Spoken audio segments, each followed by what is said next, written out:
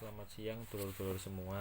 Hari ini saya berdasarkan pengalaman dari teman-teman dan saudara, saya ingin menghimbau dan memberikan wawasan kepada dulur-dulurku semua bahwa berhati-hatilah saat melakukan transaksi pembelian barang atau apapun kendaraan via online. Jangan mudah percaya terhadap orang yang memposting barang. Ada dua kejadian begini. Yang pertama adalah kakak saya. Dia mau membeli mobil bekas di Jawa Tengah. Ada seorang yang memposting mobil tersebut. Kakak saya melakukan negosiasi dan cek unit. Lah, ironisnya begini. Ini agak rumit sih memang. Kakak saya selaku pembeli dan orang yang di Jawa Tengah selaku penjual itu sama-sama tertipu. Tertipunya begini. Ada orang yang tidak bertanggung jawab yang sudah memperdaya mereka berdua. Jadi kakak saya ketika cek unit, si pelaku ini berkata begini, nanti transfernya urusan dengan saya saja, sebab itu keponakan saya yang di rumah, saya sedang tidak di rumah.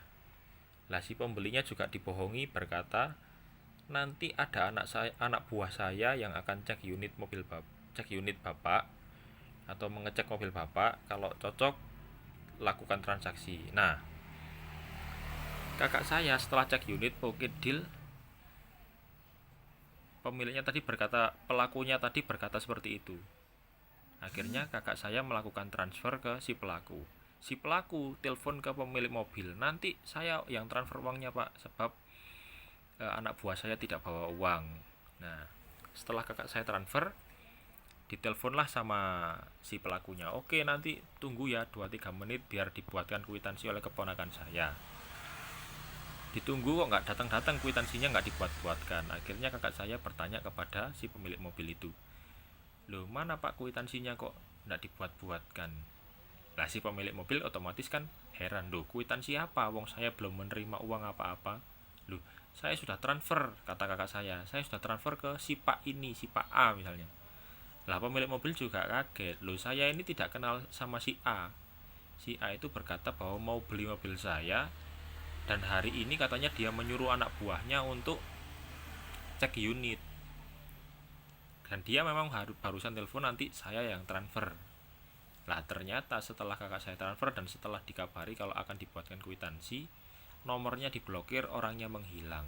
Otomatis mobil tidak boleh dibawa pulang karena pemilik mobil tidak menerima uang sepeser pun.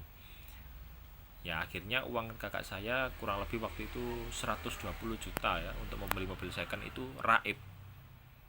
Nah setelah uang itu raib, kakak coba lapor ke polisi, coba urus ke bank, ternyata sangat rumit urusannya. Jadi teman-teman harus berhati-hati. Itu kejadian pertama. Kejadian yang kedua, ada seorang sopir truk yang dia ini kulaan begitu, membeli jagung dari petani, dan dia ditelepon oleh seseorang, ditanya untuk orang itu mau membeli jagungnya katanya. Lah setelah jagung diangkut di dalam truk, dikirimlah ke, kalau tidak salah waktu itu daerah Banyuwangi. Si pelaku ini telepon, oke nanti tunggu di pasar, ada orang yang jemput sampean untuk diantar ke kandang. Nah padahal yang mau jemput itu ya orang itu sendiri, si pelaku itu sendiri. Setelah diantar ke kandang, si pelaku itu bilang, oke transfer sekarang ya, barangnya nanti segera, barangnya diturunkan sekarang, maksud saya, sorry, barangnya segera diturunkan ya.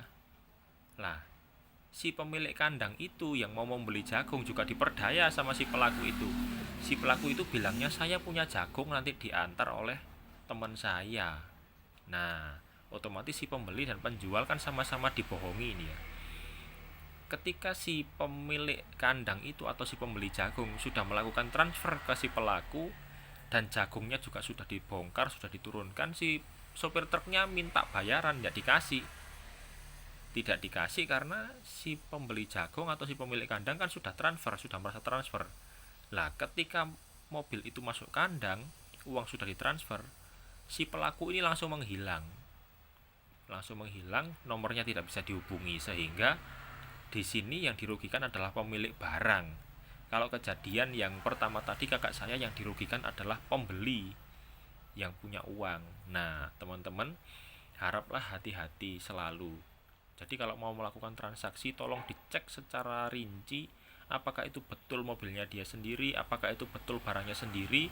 Dan kalau belum bertemu, sama-sama ketemu dengan enak, kita belum pegang barang, jangan melakukan transfer apapun, sebab akan ada pihak yang dirugikan. Sehingga ya kasihan lah ya, kita sama-sama cari uang susah, ternyata kita mau niatnya cari uang sungguh-sungguh, ada yang tidak bertanggung jawab. Ya, demikian informasi dari saya, harap selalu berhati-hati. Tuhan Yesus memberkati kita semua.